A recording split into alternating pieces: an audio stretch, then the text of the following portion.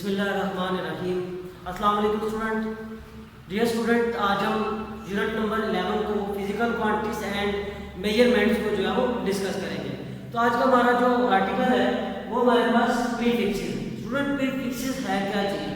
याद रहे कि prefixes are the word or letter added before SI unit such as mega, giga.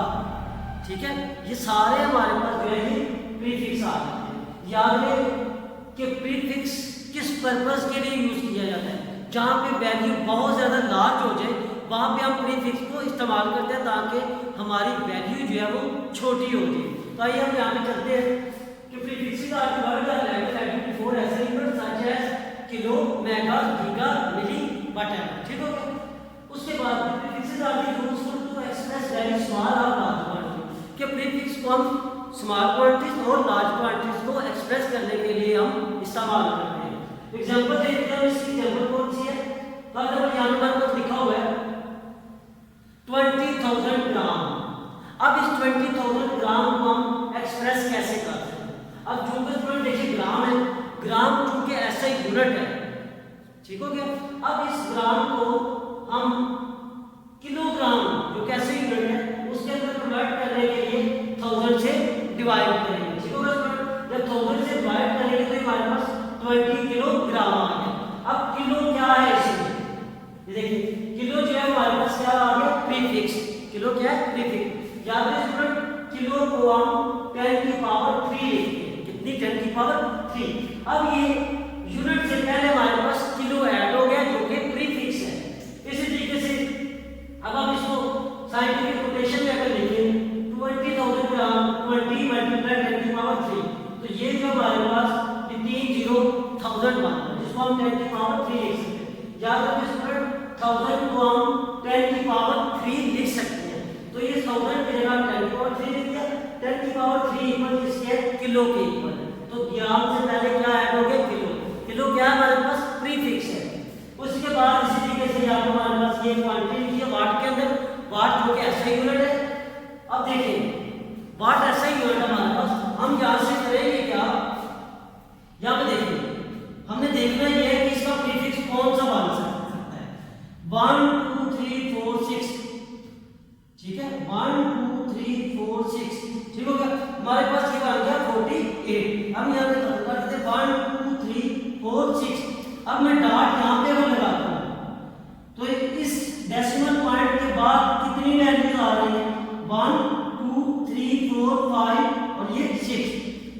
1 2 3 4 5 6। तो इसको हम लिख सकते हैं 4.8 10 की पावर 6।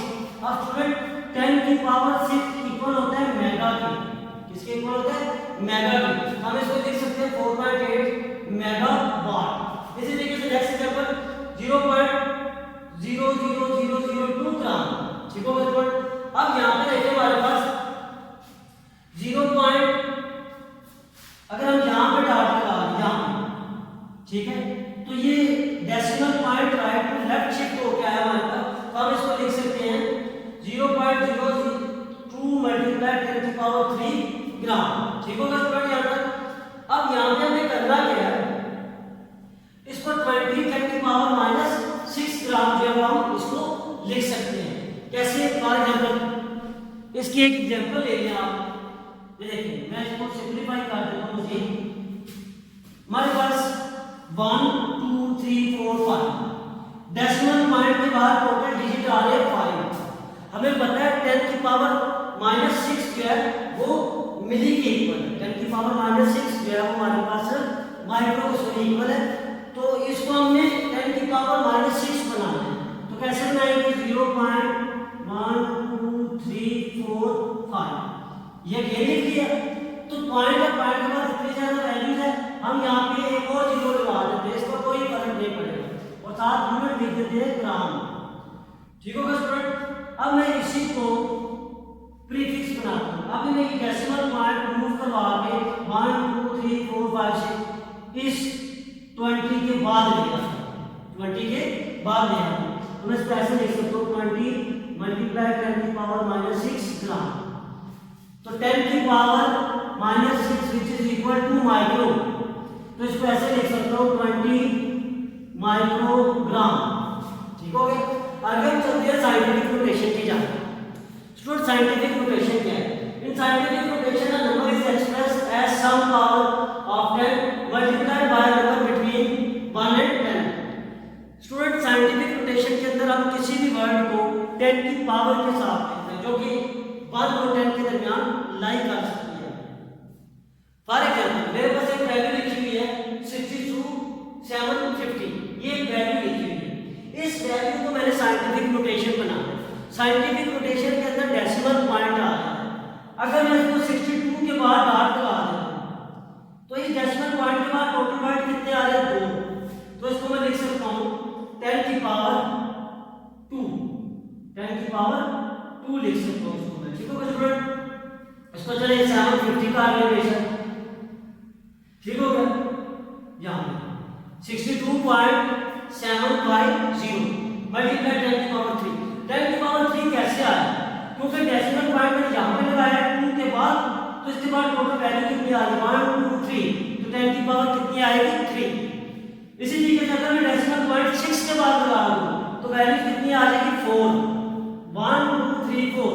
अगर डेसिमल पॉइंट 6 से पहले लगा देता हूं तो वैल्यू कितनी आ जाएगी? पॉइंट के बाद 5 वैल्यूज आ जाएगी।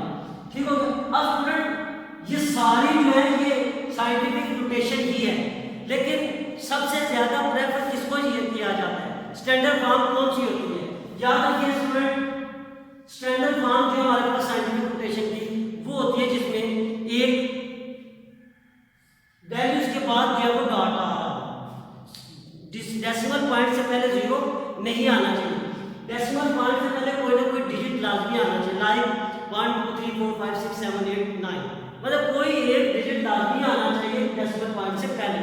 जब 0 आ जाएगा तो वो साइंटिफिक नोटेशन हो ये तो सही, लेकिन उसको प्रेफर नहीं किया जाता। स्टैंडर्ड फॉर्म जो है डेसिमल पॉइंट से एक डिजिट का होना जरूरी होता है, तो इसलिए आप इस वैल्यू को जो है वो प्रेफर करेंगे। और form of corrected but standard form is preferred, मतलब ये हमारे पास क्या है? स्टैंडर्ड फॉर्म है और इसको हम क्या करेंगे? प्रेफर करेंगे।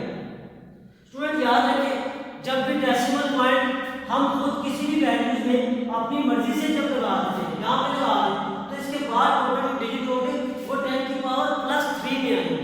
ठीक हो गया स्टूडेंट, प्लस के साथ लिखे जाएंगे। Thank you.